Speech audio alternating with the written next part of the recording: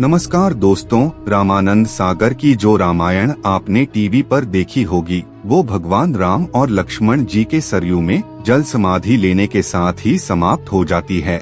ज्यादातर लोग रामायण के इतनी ही कथा की जानकारी रखते हैं, परंतु क्या आपके मन में कभी ये विचार आया है कि भगवान राम के बाद अयोध्या का क्या हुआ होगा?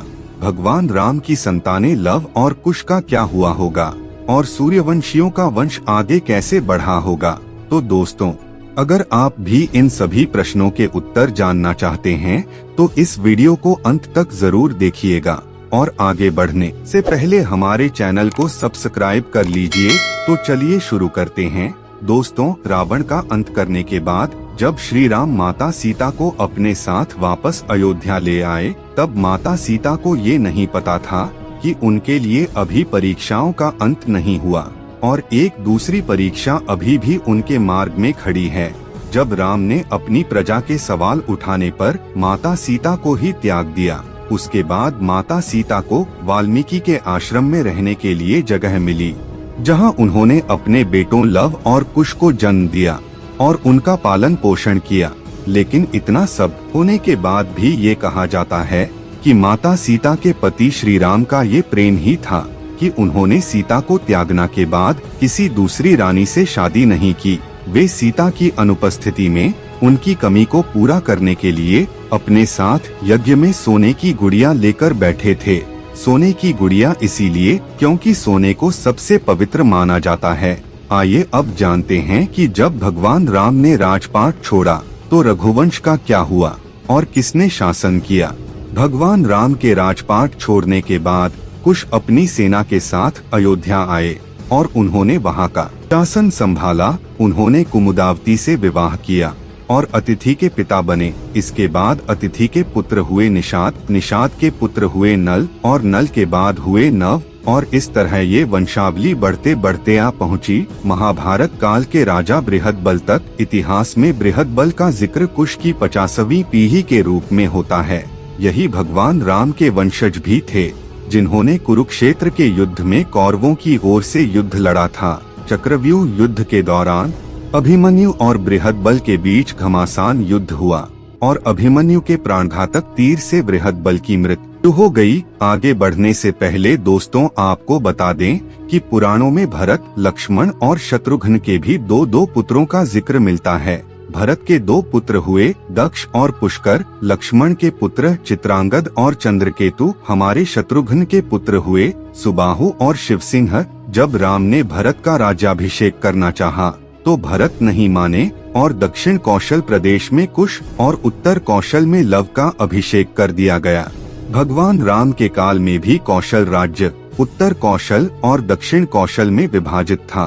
कालिदास के रघुवंश चरित्र के अनुसार राम ने अपने पुत्र लव को शरावती का और कुश को कुशावती का राज्य दिया था। शरावती को श्रावस्ती माने तो निश्चय ही लव का राज्य उत्तर भारत में था और कुश का राज्य दक्षिण कौशल में था।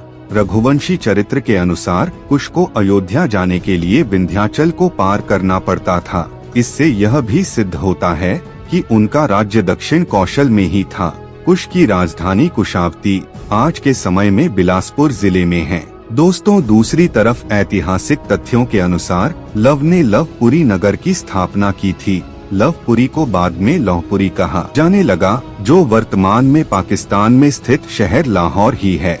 यहाँ एक किले में लव का एक मंदिर भी बना हुआ है। दक्षिण पूर्व एशियाई देश लाओस और थाई नगरी दोनों ही उनके नाम पर रखे गए हैं। ऐसा माना जाता है कि इसके बाद लव के वंशज गुजरात चले गए और मेवाड़ में आकर बस गए, जहां इन्होंने सिसोदिया वंश की स्थापना की। शायद यही कारण है कि मेवाड़ का राज प्रतीक सूर्य है और साथ ही ये भी सुनने में आता है कि लव से राघव राजपूत का जन्म हुआ, जिसमें बड़गुर्जर और सिकरवारों का वंश चला। दूसरी शाखा सिसोदिया राजपूत वंश की थी, जिनमें बैंसला और गुहिल वंश के राजा हुए। दूसरी और कुश ने कुशावती नगर की स्थापना की, जो छत्तीसगढ़ राज्य के बिलासपुर जिले में है। कुश ने अपना राज्य पूरब की तरफ भी फैलाया और ऐसा माना जाता है कि थाईलैंड के राजा इसी राजवंश के वंशज हैं। शायद इन्हीं कुछ कारणों से थाईलैंड के राजा को आज भी राम की उपाधि देने की प्रथा यथावत है। साथ ही कुश से कुशवाहा यानी कि कछुआ राजपूत का वंश चला। इसके अलावा मौर्य सैनी शाक्य के संप्रदाय की स्थापना कुश के वंश से ही हुई। आपको बता दें, कुश की मृत्यु दुर्जय नामक एक असुर से युद्ध करते हुए हुई थी। इसके अलावा ऐसा कहा जाता है कि लव और कुश में से कुश का ही वंश आगे बढ़ा। इसी कारण इतिहास में भी कुश के ही वंशजों का वर्णन ज्यादा मिलता है। दोस्तों, पुराणों में दूसरे सूर्यवंशी राजाओं का भी जिक्र मिलता है, जिसमें एक नाम राजा सिद्धार्थ यानी कि गौतम बुद्ध का भी है। सूर्यवंश के अंतिम राजा के रूप में राजा सुमित को जाना जाता है, जिनको नंद वंश के संस्थापक पद्म आनंद ने हराकर अयोध्या को कब्जे में ले लिया था और यह समय ईसा पूर्व से 450 से 360 के आसपास का रहा होगा। दोस्तों, वीडियो पसंद आया हो तो वीडियो को लाइक करके अपने दोस्तों के पास शेयर जरूर करें। आगे और ऐसी वीडियो देखने के लिए हमारे चैनल को सब्सक्राइब करना ना भूले। धन्यवाद।